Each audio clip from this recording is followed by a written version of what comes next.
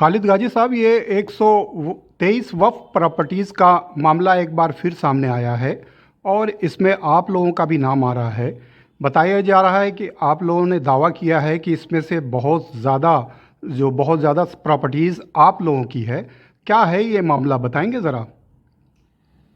भाई असल में क्या है, कुछ प्रॉपर्टियाँ ऐसी हैं जो वक्फ बोर्ड अपनी बताती है, जबकि वक्फ बोर्ड की नहीं है, हमारी अपनी मौजूद है। हमारे लोग जिंदा हैं, कुछ लोग जिंदा थे जब ये वक्फ बोर्ड में गई है। 1970 में वक्फ बोर्ड ने कहा है कि हमने आरटीआई लगाई वक्फ बोर्ड के अंदर। ये हमने आरटीआई लगाई थी 24/6/2015 को कि ये प्रॉपर्टी हमारी है, और उससे पहले उन्होंने ये प्रॉपर्टी अरशद मदनी साहब को धोखे से बेच दी, ये कह करके ये हमारी प्रॉपर्टी है। जब हमको पता लगा कि ये प्रॉपर्टी अरशद मदनी साहब कैसे बैठ गए भाई यहाँ पर आकर के, तो हमने वक्फ बोर्ड में पहले हमने अरशद मदनी साहब से कांटेक्ट किया कि भाई ये तो हमारी अपनी जगह है, तो आप यहाँ पे कैसे बैठ गए। तो उन्होंने कहा कि रियाज कुरैशी हुआ करते थे। असल में रियाज कुरैशी का मामला ये है कि उनको हमने किराए पर दे रखी थी वो जगह। वो एक तरह से हमारे केयर टेकर भी थे और किराएदार भी थे। वो इतनी बड़ी जगह थी, उन्होंने अपना वहाँ पर एक पहले गैरेज खोला था, फिर उसके बाद उन्होंने प्रेस लगा ली थी। हमने कहा भाई बड़ी जगह है, हमारे पास इतना पैसा भी नहीं था कि हम जो है उसकी बाउंड्री भी करा सकें। तो इलियास कुरैशी साहब थे काफ़ी टाइम से। अब वो पता लगा कि वो इलियास कुरैशी साहब बेच करके इस प्रॉपर्टी को लंदन चले गए। इस प्रॉपर्टी में असल मकसद ये है कि इसमें चौधरी मतीन उस टाइम में वक्फ बोर्ड के चेयरमैन हुआ करते थे, उनकी मिली भगत से प्रॉपर्टी बिकी है, और अरशद मदनी साहब को धोखे में ये प्रॉपर्टी बेची है कि ये हमारी प्रॉपर्टी है। जब अरशद मदनी साहब ने कहा कि हमने ये प्रॉपर्टी वक्फ बोर्ड से खरीदी है जी, वक्फ बोर्ड ने हमें यहाँ का मुतवल्ली बनाया है, तब हमने वक्फ बोर्ड में हमने आरटीआई लगाई कि भाई ये प्रॉपर्टी तो हमारी है। तो वक्फ बोर्ड ने उस आरटीआई का जवाब दिया कि ये प्रॉपर्टी हमारी है, और फिर हमने एक और आरटीआई लगाई उसकी प्रॉपर्टी की से रिलेटेड कि भाई ये प्रॉपर्टी आपके पास कैसे आ गई। तो उन्होंने कहा कि 1970 से ये प्रॉपर्टी हमारे पास है। फिर हमने एक और आरटीआई लगाई कि भाई 1970 से जो प्रॉपर्टी है आपके पास किस तरह आ गई, हमें इसका हवाला दीजिए कम से कम कि आपके पास ये कहाँ से आई है, किसने दिया आपको, ये वक्फ में कैसे चली गई ये प्रॉपर्टी, जबकि वारिस जिंदा है। उसका आखिरी वारिस 1969 के अंदर इंतकाल हुआ, जिनका नाम अल्लाह दिया था। और इस प्रॉपर्टी के अंदर 5 नाम है। अल्लाह दिया नाम है, अब्दुल हफीज नाम है, मियाँ जान नाम है, अब्दुल शकूर, अब्दुल गफूर नाम है। ये बराबर बराबर के शेयर होल्डर है इन प्रॉपर्टियों में। बहुत सारी प्रॉपर्टियां हैं ऐसी जिनमें 5 लोग शेयर होल्डर हैं।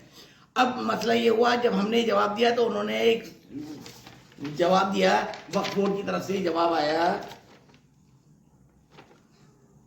1/8/2015 को कि भाई ये प्रॉपर्टी से, इस प्रॉपर्टी से हमारा कोई लेना देना नहीं है, और ना इसके रिगार्डिंग हम कुछ जानते हैं। क्यों? जब बताया, जब हमने इस प्रॉपर्टी के कागज अपने लगा दिए वक्फ बोर्ड के अंदर, तब उन्होंने कागज वगैरह देख करके ये कहा कि भाई इस प्रॉपर्टी ये हमारे पास कैसे आई, इसके बारे में हमें जानकारी नहीं है। फिर हमने उसकी तहकीकात करी तो उन्होंने कहा कि 1970 में मोहतरमा इंदिरा गांधी ने जो यानी ऐसी प्रॉपर्टियाँ दी जो मस्जिद से मुताल्लिक़ थी, मदरसे से मुताल्लिक़ थी, और दरगाहों से मुताल्लिक़ थी, कब्रस्तान से मुताल्लिक़ थी, वो सब उठा करके उन्होंने वक्फ बोर्ड को दे दी। अब वक्फ बोर्ड खामन नहीं इसकी कि भाई ये तो हम इसके मालिक हो गए, जबकि मालिक तो भाई बहुत सारी ऐसी प्रॉपर्टी जिनके मालिक अभी भी मौजूद हैं। असल में क्या है कि ये तो मसला ऐसा खड़ा हुआ है कि ना पाकिस्तान बनता ना ये हाल होता। असल में हमारी जो बर्बादी की जो निशानी बनी है, जो लोग कहते हैं भाई इतनी प्रॉपर्टियाँ तो वहाँ पर कहाँ से आ गई, कोई लोग कुछ कहते हैं, कोई कुछ कहता है, कोई कुछ कहता है, हम तो किसी का भी जवाब नहीं देते, खामोश हो जाते हैं। खामोशी नहीं, आपको तो लोग अंग्रेज़ों का इन्फॉर्मर बोलते हैं, आपके बुजुर्गों को। भाई असल में ऐसा कुछ नहीं है कि इन्फॉर्मर थे या कुछ थे। हमारे बुजुर्ग जो थे बड़े नेक और ईमानदार हाजी हाफिज हुआ करते, सब खानदान में सारे हाफिज हैं ये, और सब हाजी हैं, समझे ना। तो इन्फॉर्मर, उसका ज़मीर भी होता है, इन्फॉर्मर काहे के होंगे। 1857 में हम इसी मकान में रहा करते थे। जब इसमें गदर हुआ है तो हमारे लोगों के ऊपर भी तवीज डाली अंग्रेज़ों ने, उनको भी पकड़ धकड़ करी, तो यहाँ से लोग भाग लिए, और हम वहाँ इसके बाद वहाँ जा करके रहने लगे। चिराग दिल्ली में ज़मीन खोद करके गड्ढे बना करके उसमें रहने लगे। फिर हमारे दादा पढ़े लिखे भी थे माशाल्लाह, हाजी भी थे, हाफिज भी थे। परदादा जो थे अब्दुल हफीज, वो उन्होंने अंग्रेज़ अफसर से ताल्लुक बनाया और ताल्लुक बना करके कहा कि भाई हमारा तो दूध जाया करता था, असल में हम गोती हैं। और ये मस्जिद जो है, ये मस्जिद पीर झील का प्याऊ तो है, लेकिन मस्जिद घोसियान के नाम से मशहूर है ये, समझे ना। तो इसलिए हमने जब उनसे कहा कि भाई हमारा तो दूध जाया करता था और हमारा कोई मुगलों से कोई ताल्लुक नहीं है, ना हम मुगलों के सपोर्टर हैं ना हम उनके मुखालिफ हैं, सही है। तो अंग्रेज़ों ने कुछ सोच करके ये कहा हमारे परदादा से कि भाई आप भी है ना उनको दूध दिया करो, हमको दूध दे दिया करो। अब आप इस वजह से वो खुश हो करके उन्होंने हमको कुछ प्रॉपर्टियाँ बेची हैं और कुछ सबकी हमारे पास रजिस्ट्रियाँ हैं। ये जो खरीदी हुई हैं, लोग कहते हैं भाई तुम्हें अंग्रेज़ों ने ऐसे ही गिफ्ट कर दी, गिफ्ट नहीं की हुई, ये तो हमारे पास इनकी रजिस्ट्रियाँ हैं। ये रजिस्ट्री हम निकलवा करके लाए, 1905-6 की है, एक रजिस्ट्री 1903 और 4 की है। ये सब IPO से रिलेटेड है।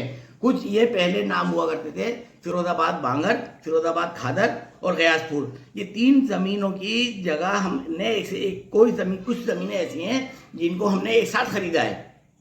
यहाँ से लेकर इधर जो जाकिर हुसैन कॉलेज है, मीर दर्द बस्ती है, यहाँ से लेकर के और काले खां तक, और जिसमें हमारा ये कब्रस्तान वगैरह और प्रगति मैदान वगैरह आया करता था, ये सब हमारी ज़मीन हुआ करती थी। इसके प्रगति मैदान का हमको 1946 में मुआवजा भी मिला है। कुछ ज़मीन ऐसी है जिसका अभी हमें मुआवजा नहीं मिला और मुआवजा रखा हुआ भी है। कई लोगों ने हमसे कहा कि भाई अब इंतशार ख़ानदान के अंदर अब इन 5 लोगों के जो 5 दादा थे, इनकी औलादें जो हैं सैकड़ों हैं, अब वो 100 से भी ज़्यादा है बल्कि। तो अब उनके अंदर सब इंतशार है, कोई कहीं भाग रहा है, कोई कहीं भाग रहा है, कोई कहीं भाग रहा है, एक तरफ बैठने को कोई तैयार नहीं है। ये वजह है जो आज हमारे साथ ये मामला खड़ा हो गया। 1 मैन और 2 मैन कमेटी का क्या मामला है? भाई ये गवर्नमेंट की मिली भगत है इसमें। जब गवर्नमेंट ने देखा कि भाई इन जगहों को कोई देख नहीं रहा, आ नहीं रहा, भाई हम कोई ज़मीन उस ज़मीन के ऊपर जाके अपने झंडे थोड़ी गाड़ेंगे। ज़मीन पड़ी हुई है, जब काम आएगी। जब उस ज़माने में ऐसा था कि इन ज़मीनों की कोई कीमत नहीं होती थी। 1500 रुपये की के एकड़ ज़मीन खरीदी हुई है, जो हमारे पास 400 रुपये की के एकड़ ज़मीन है, जो यहाँ से लेकर निज़ामुद्दीन तक जाती है कम से कम। तो पहले निज़ामुद्दीन का नाम भी गयासपुर था और इसका नाम, जहाँ पे विवाद चल रहा है, इसका नाम फिरोजाबाद खादर है और फिरोजाबाद बांगर है, जो जमुना के पार है, मतलब जमुना से लगा हुआ एरिया है, वो फिरोजाबाद बांगर है। ये 3 प्रॉपर्टियाँ ऐसी हैं जिसमें हमने, ये हमारे पास कागज़ है, ये हमने निकलवाए हैं। जब सन 47 हो गया, उसके हमारे साथ तो कई सारे हादसे हुए हैं। 1857 में भी हम पर दबिश बनी और 1947 में भी हम पर दबिश बनी। अब हम कहाँ जाए? जब यहाँ से तो ऐसी भागे पैरों, मतलब नंगे हाथ नंगे पाँव। लेकिन क्या है, कागज़ हमने निकलवाए। जब सब कुछ लुटा गया तो ये कागज़ हमने निकलवाने शुरू करे कि हमें पता है कि कौन कौन सी ज़मीनें कहाँ थी।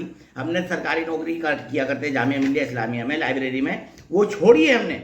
नौकरी छोड़ करके हमने कागज़ों में लगे हैं कि भाई कागज़ निकलवाने हैं। और हमें तो उम्मीद है कि कोर्ट से और सरकार से भी उम्मीद है कि हमारे साथ नाइंसाफ़ी नहीं होगी।